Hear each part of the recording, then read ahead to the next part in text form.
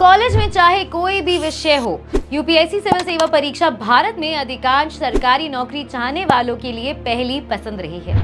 जबकि लोकप्रिय धारणा ये है कि ह्यूमैनिटीज के छात्रों को कॉलेज से साइंस या कॉमर्स पृष्ठभूमि वाले छात्रों की तुलना में बढ़त मिलती है। डेटा से पता चलता है कि इंजीनियर पिछले कुछ वर्षों में देश के सबसे कठिन परीक्षा में अधिक सफल रहे हैं। विशेषज्ञों ने इस बात पर विचार किया कि क्या स्नातक विषय यूपीएससी सिविल सेवा परीक्षा की तैयारी करने वालों को मदद करते हैं, जबकि कुछ ने बताया कि सभी उम्मीदवारों की बुनियादी बातों से शुरुआत करनी होगी। दूसरों ने कहा कि विज्ञान पृष्ठभूमि वाले लोगों की थोड़ी बढ़त हासिल है क्योंकि वो पहले से ही प्रतिस्पर्धी परीक्षाओं का सामना करने के कठिन काम से गुजर चुके हैं। तो ग्रेजुएशन के सब्जेक्ट और ऑप्शनल पेपर में क्या संबंध है, आइए जानते हैं आज की वीडियो में। नमस्कार, स्वागत है आपका प्रभात एग्जाम के YouTube चैनल पर। ये एक ऐसा प्लेटफॉर्म है जहां आपको मिलती है सभी कॉम्पिटिटिव एग्जाम से जुड़ी महत्वपूर्ण जानकारियां जो आपके किसी भी एग्जाम में सफल होने में आपकी काफ़ी मदद कर सकती है।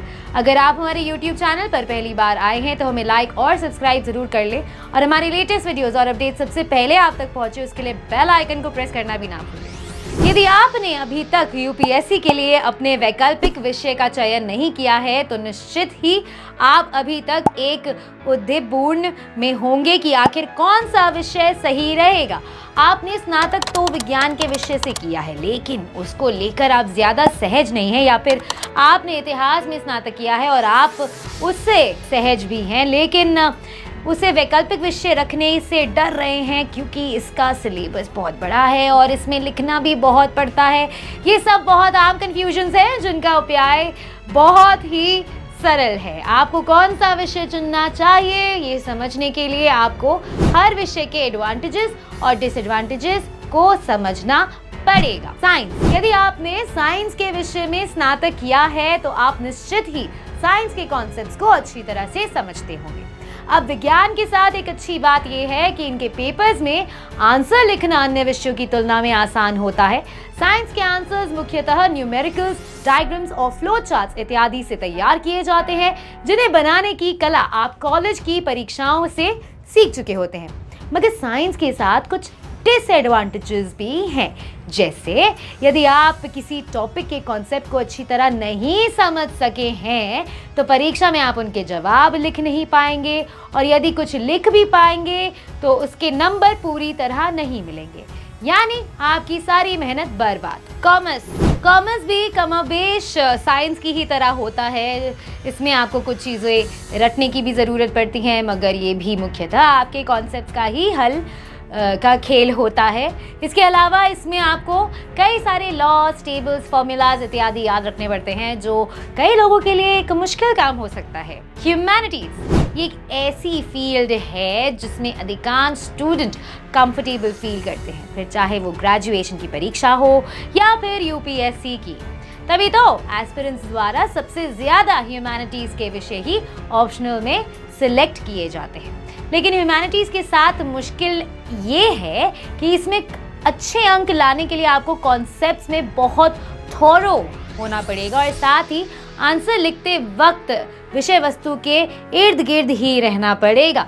तो अब आते हैं अपने मूल सवाल पर कि क्या ग्रेजुएशन के विषय से यूपीएससी में मदद मिलती है, तो इसका जवाब है हाँ और नहीं। पहले हाँ समझते हैं। ग्रेजुएशन में आप जो भी विषय पढ़ते हैं वो कहीं ना कहीं यूपीएससी के सिलेबस का एक भाग है और वो आपके ऊपर कुछ लोड तो कम कर देता ही है।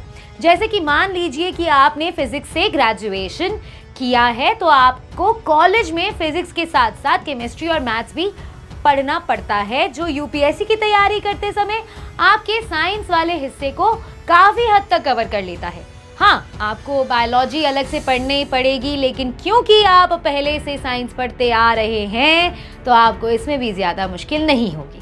और अब चलते हैं नहीं की तरफ। ग्रेजुएशन आप किसी एक विषय से करते हैं और पूरे कोर्स के दौरान आपको 3, 4 या 5 विषय पढ़ने होते हैं, मगर यूपीएससी की तैयारी के दौरान आपको इससे कई ज़्यादा विषय पढ़ने होते हैं। और सबसे ज़रूरी बात यह है कि उन्हें पढ़ने का तरीका ग्रेजुएशन की पढ़ाई से बिल्कुल अलग होता है और हो सकता है कि उनमें सामंजस्य बिठाने में आपको थोड़ी मुश्किल हो। तो हमारी सलाह आपको यही रहेगी कि यदि आप साइंस या कॉमर्स से ग्रेजुएट हैं तो इन विषयों को अपने ऑप्शनल में तभी चूज करें जब आप उनमें पूरी तरह से कमांडिंग पोजीशन में हो।